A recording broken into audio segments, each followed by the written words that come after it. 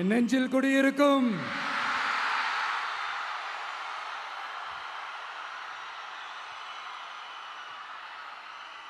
தமிழக மக்கள் உங்கள் அனைவருக்கும் என்னுடைய வணக்கமும் என்னுடைய நன்றிகளும். குறிப்பா திருச்சி கிழக்கு தொகுதி மக்கள் உங்கள் அனைவருக்கும் என்னுடைய ஸ்பெஷல் வணக்கமும் ஸ்பெஷல் நன்றிகளும். இதை நான் ஏன் இப்படி சொல்றேன்னா, என்னை இப்போ பெரம்பூர் தொகுதி எம்எல்ஏன்னு தான் சொல்லுவாங்க. பட் ஆனால் அது எலெக்ஷன் கமிஷனோட அந்த சட்ட விதிகளுக்கு மட்டும்தான் அப்படி. ஆனால் என்னை பொறுத்த வரைக்கும், தமிழ்நாட்டை பொறுத்த வரைக்கும், தமிழ்நாட்டுக்கு எப்படி திருச்சி ஒரு இதயம் மாதிரியோ, அந்த மாதிரி என்னோட இதயத்துக்கு திருச்சி கிழக்கு தொகுதி மக்களும் ரொம்ப ரொம்ப ரொம்ப க்ளோஸ் தான். அதுல எந்த மாற்றமும் கிடையாது. சரிங்களா?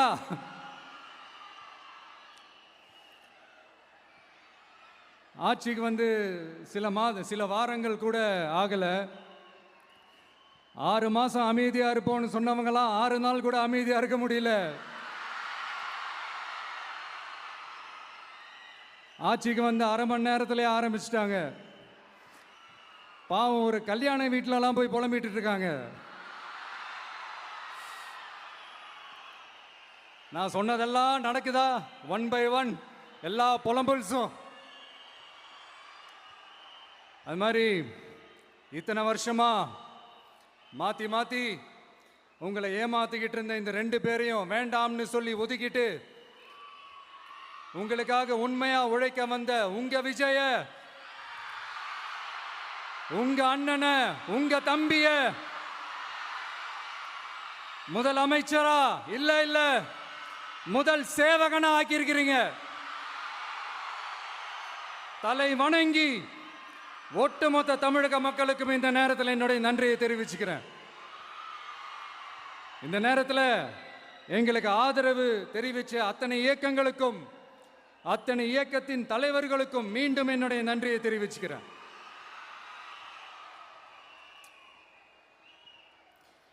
புரட்சி தலைவர் எம்ஜிஆர் அவர்களுடைய முதல் தேர்தலில் கூட இந்த அளவுக்கு ஒரு ஓட் பர்சன்டேஜ் வாங்கலை அப்படின்ட்டு நிறைய பேர் சொன்னாங்க.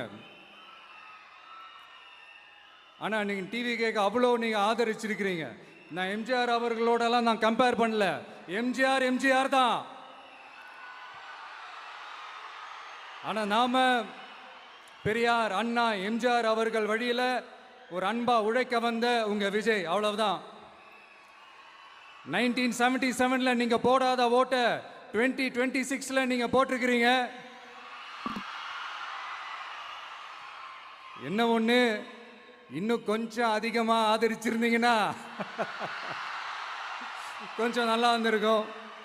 பட் பரவாயில்ல, ஃபியூச்சர்ல வரப்போற எல்லா தேர்தலையும் உங்களுடைய முழு சப்போர்ட்டை என்னால் வாங்க முடியுன்ற அந்த ஒரு நம்பிக்கை இப்போ என் மனசுல ரொம்ப ஆழமா பதிஞ்சிருக்கு. ஏன்னா நீங்க அமைச்சு கொடுத்திருக்கிற இந்த ஆட்சியில எல்லா நன்மைகளையும் நீங்க கண்கூடா பார்க்க தான் போறீங்க அப்படின்ற அந்த கான்ஃபிடன்ஸும் இப்போ என் மனசுல ரொம்ப ஆழமா பதிஞ்சிருக்கு.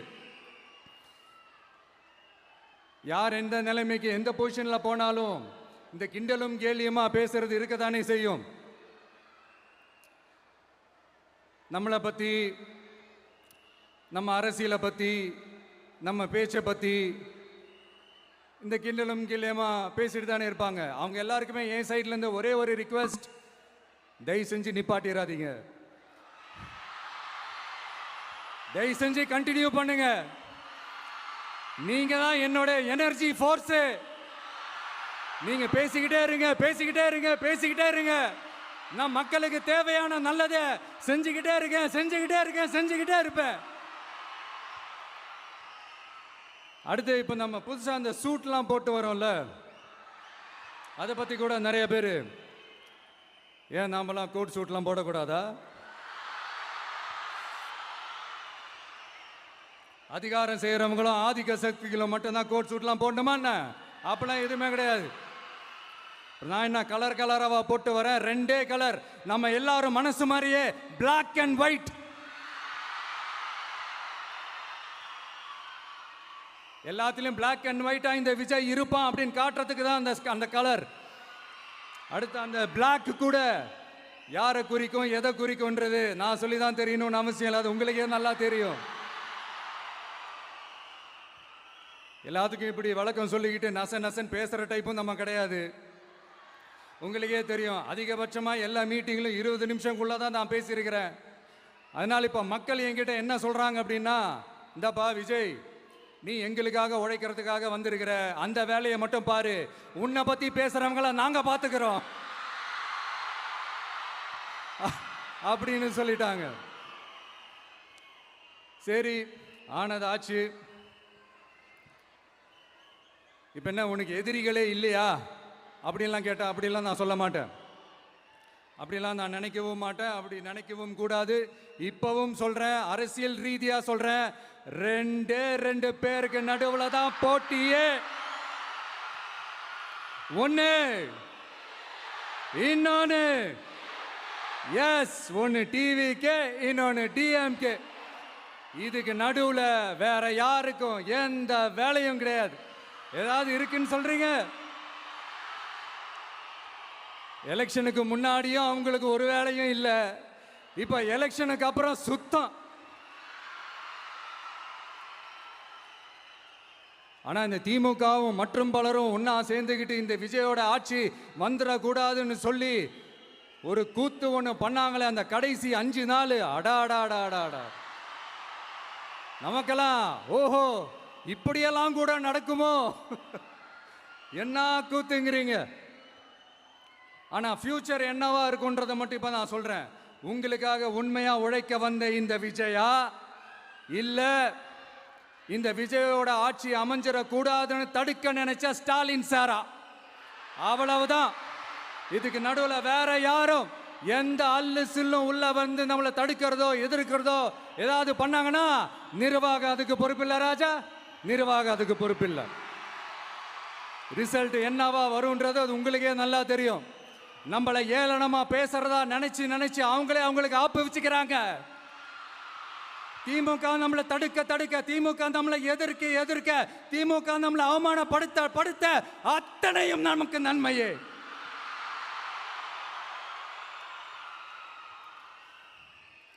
ஒன்று கவனிச்சிங்களா மக்களே, நம்ம ஆட்சிக்கு வந்ததுக்கு அப்புறம் ஒரு விஷயம் ஒன்று நடந்துகிட்டு இருக்கு. இது இந்த ஜென்சி தலைமுறையை அட்ராக்ட் பண்றதுக்காக இங்கிலீஷ் தமிழ் கலந்த அறிக்கை, அது சொல்ல வந்த நினைச்சிங்களா? அந்த காமெடி எல்லாம் கிடையாது. அடுத்து இந்த ரியாலிட்டியை மறந்துட்டு இந்த ரீல்ஸ் போடுறது, அது சொல்ல வந்தீங்களா? அந்த காமெடியும் கிடையாது. இது சீரியஸாக ஒரு விஷயம் நடந்துகிட்டு இருக்கு. முன்னெல்லாம் சட்டசபையில் யார் பேசுனா நமக்கு என்ன, யார் அடிச்சுக்கிட்டா நமக்கு என்னன்னு இருந்த கூட்டம்லாம் இப்போ சட்டசபையில் என்ன நடக்குது, என்ன பேசிக்கிறாங்கன்றது ரொம்ப உன்னிப்பாக கவனிக்கிறாங்க. கவனிச்சிங்களா? திமுக ஸ்டைல்லே சொல்லணும்னா ரீல்ஸ் போட்ட கூட்டம்லாம் இப்போ நியூஸ் பார்த்துக்கிட்டு இருக்கிறாங்க. அதில் நமக்கு சந்தோஷம்தான், பெருமை தான். நம்மளுடைய யங்ஸ்டர்ஸ், நம்ம பெண்கள் எல்லாம் அந்த அரசியல் என்னன்னு தெரிஞ்சுக்கணும், அந்த அரசியல் என்னன்னு புரிஞ்சுக்கணும்னு அப்படி ஒரு விழிப்புணர்வு ஏற்பட்டிருக்கு. அதில் எங்களுக்கு சந்தோஷம்தான். இதெல்லாம் யாரால நடந்திருக்கின்றது நான் சொல்லி தான் உங்களுக்கு தெரியணும்னு அவசியம் இல்லை, அது உங்களுக்கே நல்லா தெரியும். இப்படிப்பட்ட நம்ம தெய்வங்களை, இப்படிப்பட்ட நம்ம மக்களை தற்குறின்றது இன்னமும் சொல்லிக்கிட்டு இருக்கிறாங்க. நான் காஞ்சிபுரத்தில் சொன்னதை தான் இங்கே நான் திரும்பவும் ரிப்பீட் பண்ணுறேன். நீங்கள் தற்குறின்னு சொன்னீங்களே, அவங்க தான் உங்களோட அரசியல் வாழ்க்கையே ஒரு கேள்விக்குறி ஆக்கி இருக்கிறாங்க. கேள்விக்குறி ஆக்கிட்டாங்க, இன்னமும் ஆக்க போறாங்க. அன்னைக்கு நான் சொன்னப்போ சிரிச்சவங்களாம் இன்னைக்கு என்ன பண்ண போறாங்களோ. உண்மையை சொன்னாதான் அந்த கூட்டத்துக்கு கசக்குமே. உண்மையிலே நீங்க மக்கள் மனசை புரிஞ்சு வச்சிருந்தீங்கன்னா நீங்க இப்படி மக்களை தப்பாவே பேசியிருக்க மாட்டீங்க. அது என்ன, அப்புறம் அரசியல் புரிதல் இல்லாம மக்கள் நமக்கு ஓட்டு போட்டுட்டாங்களாம். இந்த கவர்ச்சியில மயங்கி மக்கள் நமக்கு ஓட்டு போட்டுட்டாங்களா? நான் என்ன, சரி விடுங்க.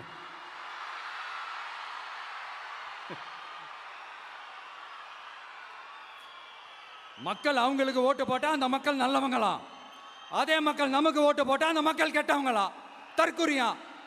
இதே மக்கள் தான் இத்தனை வருஷமா அவங்களுக்கு ஓட்டு போட்டுட்டு இருந்தாங்க. உங்களுக்கு மட்டும் என்ன, வேற ஏதாவது பிளானட்ல இருந்து குதிச்சு ஓட்டு போட்டு போனாங்களா? தற்கொரியாமா, தற்கொரி நல்லா வருது, வேணான்னு பாக்குறேன். எங்க அண்ணன் விஜயகாந்த் அண்ணன் சொல்ற மாதிரி. அண்ணா அவர்கள் ஆரம்பிச்ச கட்சியை ஒரு அடிமை கூடாரமா ஆக்குனது யாருங்க சார்? இப்படியெல்லாம் ஆக்கிட்டு உண்மையை சொல்லு உடன்பிறப்பேவா. உங்களோட அந்த உண்மையான உடன்பிறப்புக்கெல்லாம் என்ன சொல்றாங்க தெரியுமா சார்?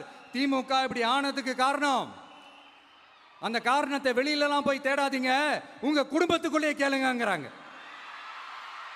உங்களுக்காக மாடா உழைச்சி தேஞ்சு போய் கிடக்கிறோம்.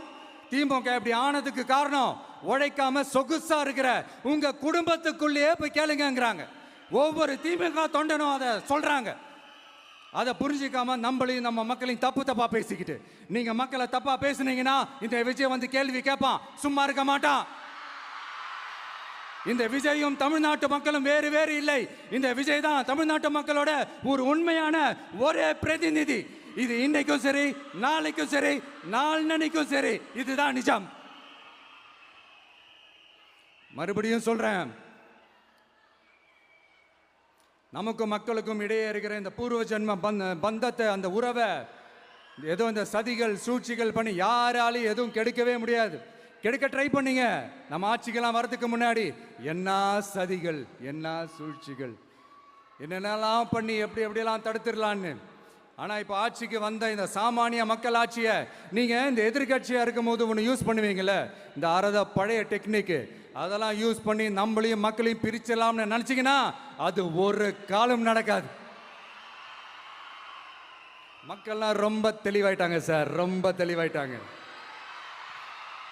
அதனால ஒரு ஆக்கப்பூர்வமான ஒரு எதிர்கட்சியாக செயல்பட்டு மக்கள் மனசை வெல்ல பாருங்க.